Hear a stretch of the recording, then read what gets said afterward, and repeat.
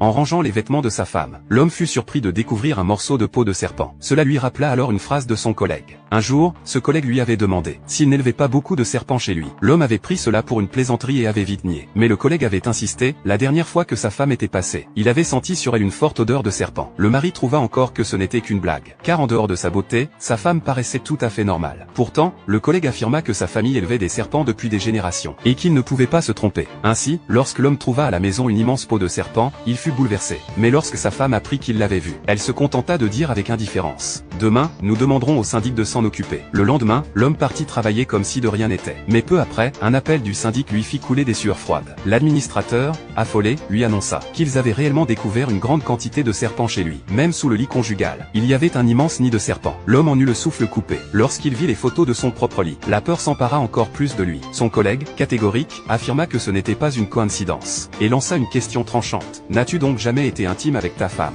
L'homme se souvint alors qu'en 3 ans, chaque fois qu'il avait exprimé son désir, sa femme avait toujours refusé, disant qu'elle n'était pas prête. Le collègue expliqua aussitôt: un esprit serpent qui prend forme humaine.